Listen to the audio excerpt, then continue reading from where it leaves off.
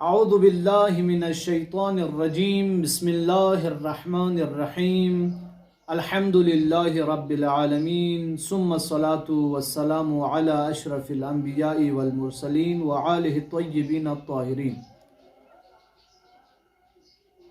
اما بعد قال اللہ تبارک وتعالی فی قرآن المجید وفرقانہ الحمید وهو اصدق الصادقین وقولہ الحق بسم اللہ الرحمن الرحیم یا ایہا الذین آمنوا کتب علیکم الصیام کما کتب علی الذین من قبلکم لعلکم تتقون ثم قالت فاطمة سلام اللہ علیہا ما یصنع الصائم بصیامہ اذا لم یسن لسانہ وسمعہ وبصرہ وجوارحہ۔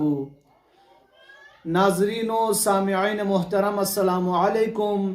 ہمارا درس کا جو سلسلہ تھا رمضان کی فضیلت قرآن اور حدیث کی روشنی میں، یہ دوسرا درس قرآن مجید کے ایک آیت کو سرنامہ کلام قرار دیا ہے۔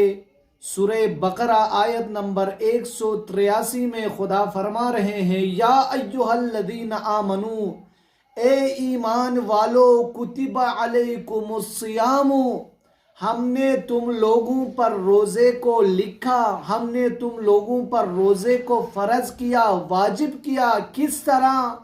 کما کتب علی الذین من قبلکم، جس طرح تم سے پہلے والے جو قوم آئی ہے ان قوموں پر جس طرح ہم نے روزے کو فرض کیا، اسی طرح تم لوگوں پر بھی ہم نے روزے کو واجب کیا ہے، لکھا ہے۔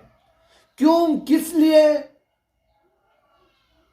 لعلکم تتقون، تاکہ تم لوگ پرہیزگار بن جاؤ، متقی بن جاؤ، اس لیے ہم نے روزے کو تم لوگوں پر واجب کیا۔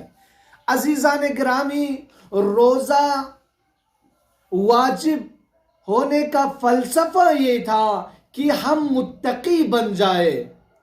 یہ سیام کسے کہتے ہیں؟ روزہ ہی کسے کہتے ہیں؟ عربی لفظ یہ صوم کا معنی لغت میں دیکھا جائے تو فرماتے ہیں کسی چیز سے بچ کے رہنے کا نام ہے صوم، اور رمضان المبارک میں تمام گناہوں سے بچ کے رہنے کے ساتھ ساتھ بعض مباحات، بعض ایسی چیزیں بھی ہیں جو کھانا تو آپ کے لیے جائز ہے، مگر رمضان میں صبح کی اذان سے لے کر رات کی اذان تک خدا آپ کے لیے حرام قرار دیتے ہیں۔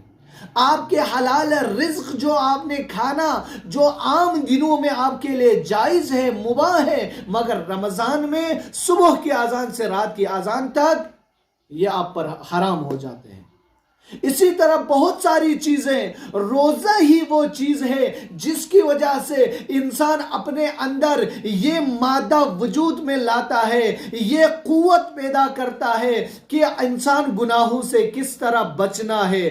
یہ روزہ ہی ہے انسان کو بتا دیتا ہے کہ غریبوں کی وہ جو گرسنگی، جو ان کا بھوک اور پیاس ہے، ان کو شدت ہے، ان کی تکلیف کس طرح احساس کرنا ہے، یہ روزہ ہی بتا دیتا ہے۔ یہ روزہ ہی ہے، یہ روزہ انسان کو بتا دیتا ہے قیامت کے اس محشر کے میدان میں انسان کو کتنا پیاس لگنا ہے اور کتنا بھوک انسان کے لیے تکلیف دہ ہے، یہی روزہ انسان کو بتا دیتا ہے۔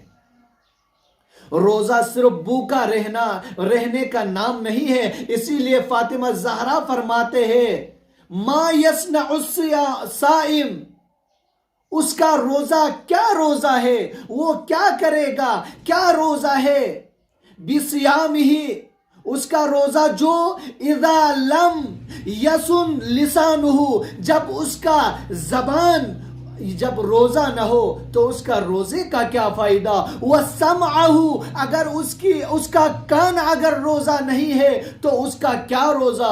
وَبَصَرُهُ، اس کی آنکھیں اگر روزہ نہیں ہے تو کیا روزہ؟ وَجَوَارِحَهُ، اگر اس کے جسم کے اعضاء و جوارح روزہ نہیں ہے تو اس کے روزے کا کوئی فائدہ نہیں۔ صرف بھوک ہڑتال کرنا ہے، بھوکا رہنا، یہ روزہ نہیں ہے۔ جسم کے ہر اعضاء و جوارح ہماری ہر جسم کے ہر حصے کو روزہ رکھنا، یہ ہے اصل روزہ۔ بس عزیزان گرامی قدر، ہم بھی کوشش کریں اپنے جسم کے ہر اعضاء و جوارح کو گناہوں سے بچا کے رکھے۔ دعا کرتے ہیں پاک پروردگارہ ہم سب کو حقیقی معنوں میں صائم روزہ دار ہونے کی توفیق عنایت فرما۔ وآخر الدعوانا الحمدللہ رب العالمین۔